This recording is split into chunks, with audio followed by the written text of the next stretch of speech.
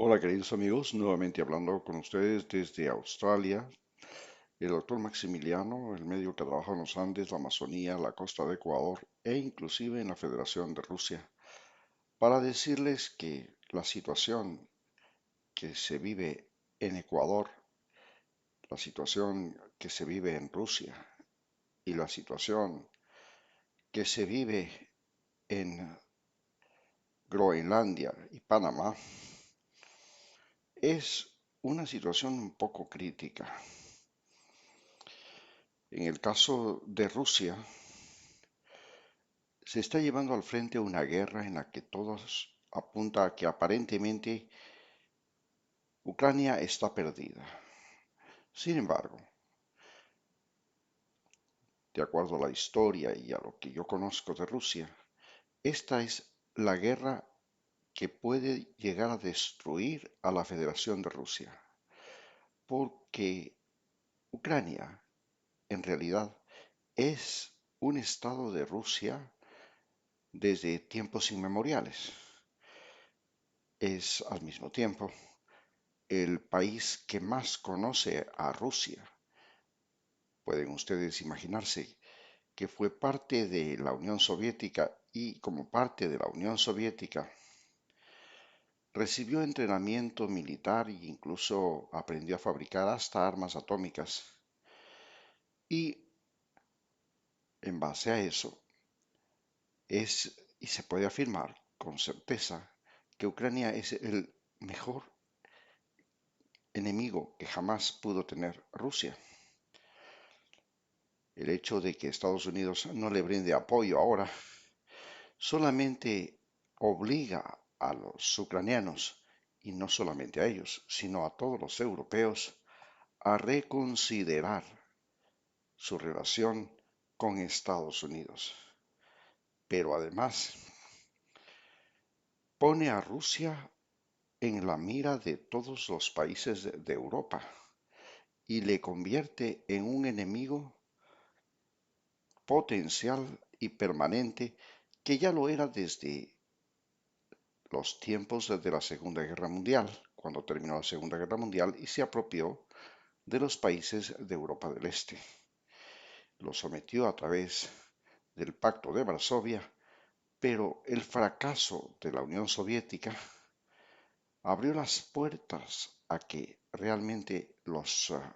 europeos consideraran que el sistema socialista estalinista era un fracaso mostrable y demostrable. Hoy se enfrenta Ucrania al hecho de que Estados Unidos le ha quitado su apoyo, pero esto es algo extraordinariamente bueno porque obliga a los ucranianos y a los europeos a librarse de Estados Unidos. Y librarse de Estados Unidos es, de alguna manera, algo bueno, porque si bien Estados Unidos ayudó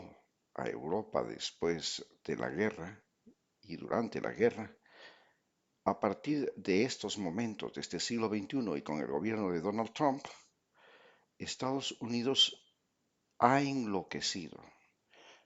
ha convertido a Canadá,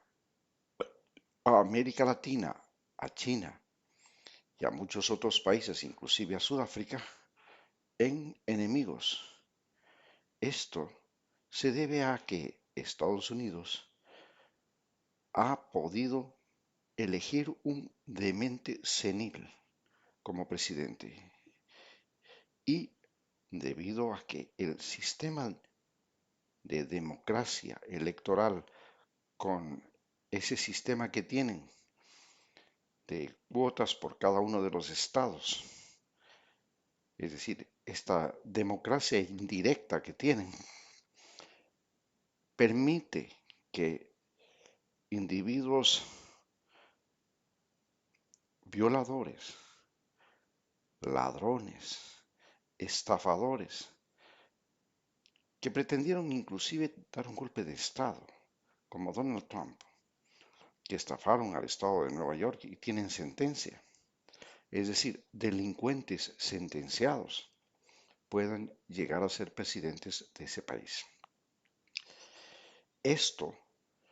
significa que los otros países, especialmente los de América Latina, que también han adoptado este sistema de democracia electoral, comiencen a cuestionarse porque aparentemente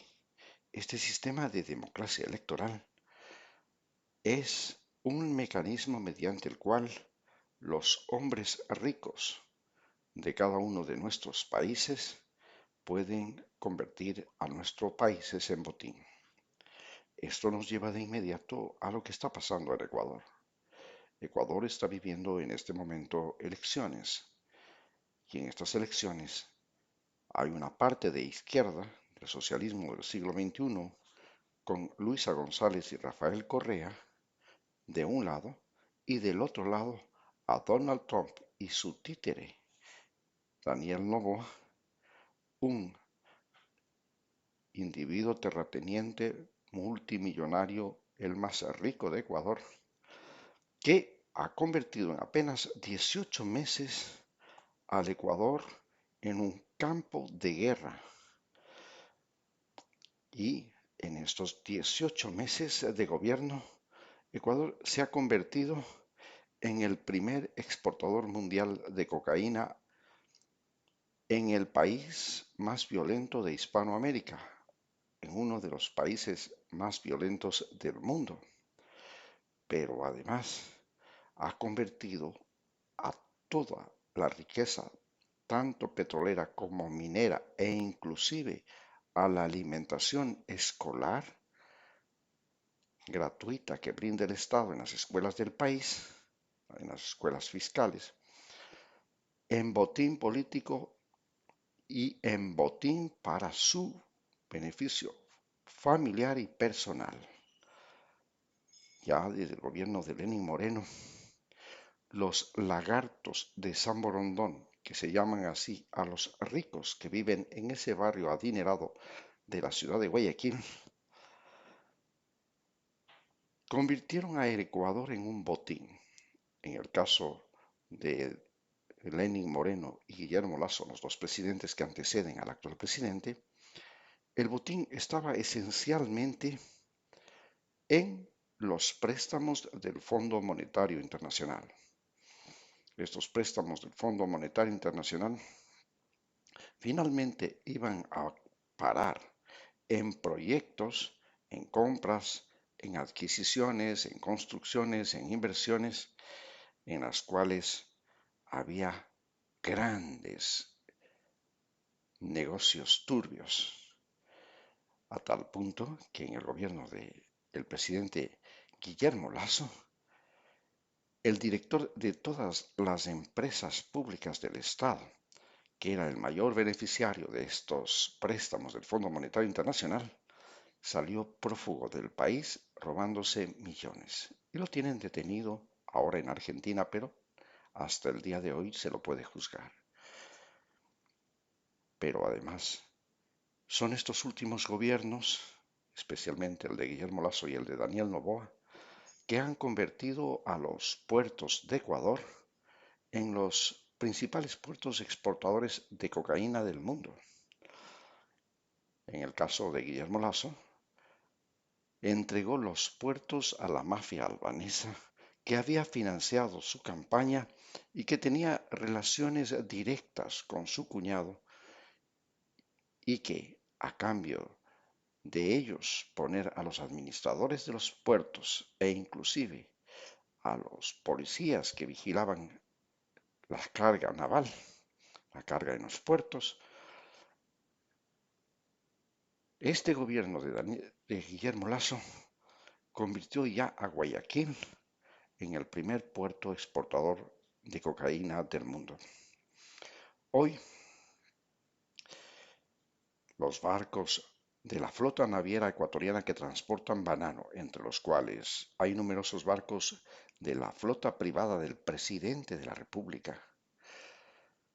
se han convertido en los mayores transportadores de cocaína, especialmente a Europa. Increíblemente, uno de esos barcos bananeros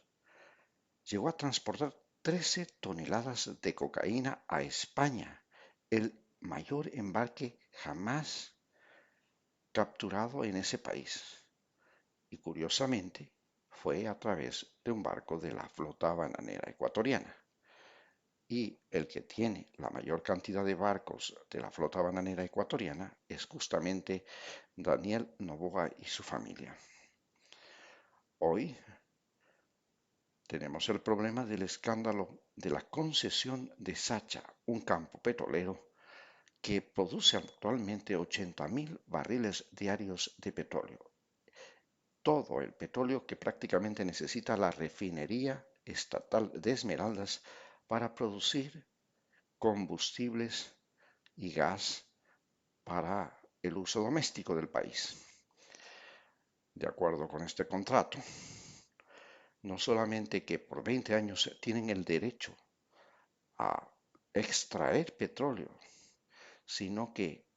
todo el petróleo extraído es propiedad de la compañía que extrae, dejando tan solo de cada 100 barriles apenas 17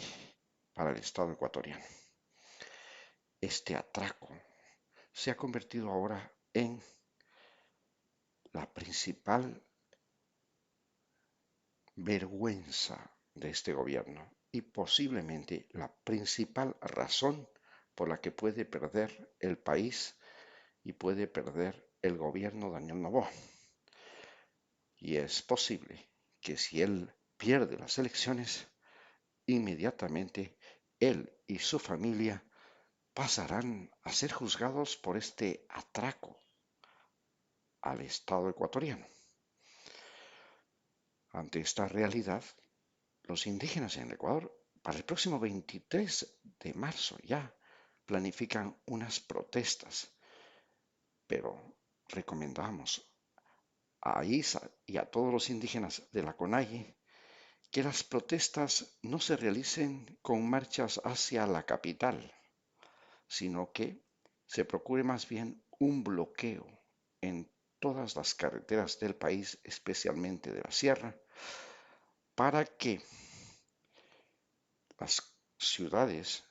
vivan el desabastecimiento y el encarecimiento de los productos de primera necesidad. Y esto obligue a los votantes de las ciudades a reflexionar sobre lo que significa dar el voto por Daniel Noboa. Si las protestas indígenas llegan a la ciudad de Quito, el Estado ecuatoriano y Daniel Noboa los está esperando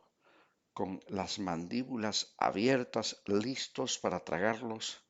porque ya la ciudad en sí, empezando por la Plaza de la Independencia, se encuentra protegida con vallas,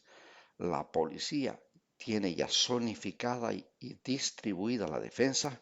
y saben cómo van a sitiar, a amedrentar y a reducir la protesta a nada. Además, para poder movilizar las protestas hacia la capital se necesita dinero. En cambio, para hacer los bloqueos en las carreteras, las mismas comunidades disponen de todos los recursos necesarios para poder proceder a estos bloqueos. No se necesita financiamiento, ni fondos, ni nada. Así pues, el Ecuador se enfrenta a un momento crítico. Es el tercer momento más crítico del país desde que comenzó el siglo XXI. El primer momento crítico fue la dolarización y la estampida de seres humanos de Ecuador en la primera ola migratoria, que en su mayoría fue a Europa, especialmente a España e Italia,